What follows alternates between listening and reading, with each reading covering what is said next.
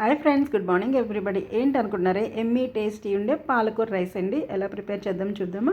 First ఫ్రెష్గా ఉండే ఒక పాలకూర అండ్ ఒక ఆనియన్, ఒక గార్లిక్ కూడా తీసుకోవాలండి. దీంతోపాటు బిఫోర్గా బాయిల్ చేసిన రైస్ అండ్ ఒక లెమన్ తీసుకోవాలి. ఇప్పుడు ఇవి ఇంగ్రీడియంట్స్. మనం సాల్ట్ అనేది కామన్ కదా, సో అది కూడా ఫస్ట్ ఏం చేయాలంటే, ఎలా ప్రిపేర్ చేయాలంటే ఇలాగా పెనం పెట్టి ఆయిల్ వేసి, ఆయిల్ మరిగిన తర్వాత మనం చక్కగా తీసుకున్నాం కదా గార్లిక్, దాన్ని పీల్ చేసేసి అవి, అలాగే ఆనియన్ పీసెస్ కింద కట్ చేసుకున్న అవి, ఈ ఆనియన్ గార్లిక్ రెండు వేగిన తర్వాత బాగా వేగాలండి.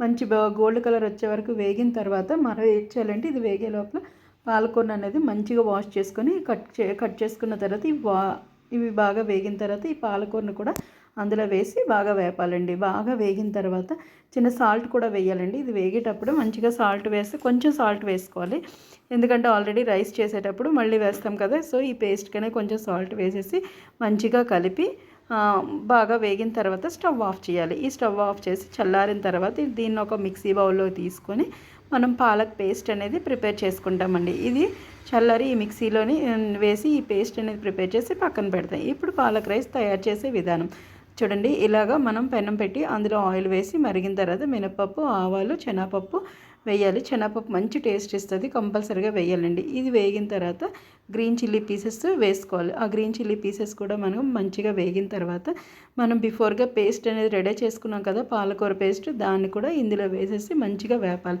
ఈ వేపిన తర్వాత చిన్న సాల్ట్, మళ్ళీ సాల్ట్, పసుపు, చిన్న గరం మసాలా పౌడర్ వేస్తే మంచి టేస్ట్ వస్తుందండి. ఇవి మంచిగా వేగిన తర్వాత బిఫోర్గా బాయిల్ చేసుకున్న రైస్ కూడా అందులో వేసేసి బాగా కలపాలండి.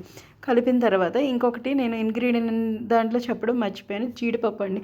అది మంచిగా నేతిలో వేపేసి చక్కగా వేగిన రైస్లో వేసేసి ఒక్కసారి కలిపి స్టవ్ ఆఫ్ చేసేయాలండి. స్టవ్ ఆఫ్ చేసిన తర్వాత ఈ నిమ్మకాయ జ్యూస్ అందులో వేసి మంచిగా కలిపి సర్వ్ చేసుకుంటే సూపర్ ఉంటుందండి పాలకూర రైస్. పిల్లలకు కూడా ఎంతో నచ్చుతుంది అండ్ మనకి లంచ్ కూడా ఈజీగా ప్రిపేర్ అవుతుందండి. చాలా టేస్టీగా ఉంటుంది, చాలా హెల్త్ బెనిఫిట్స్ అనేది ఉన్నదండి ఈ పాలకూర రైస్ వల్ల. సో ఈ బ్లాగ్ నచ్చిందా? నచ్చితే లైక్ చేయండి, షేర్ చేయండి, సబ్స్క్రైబ్ చేయండి. Bye friends.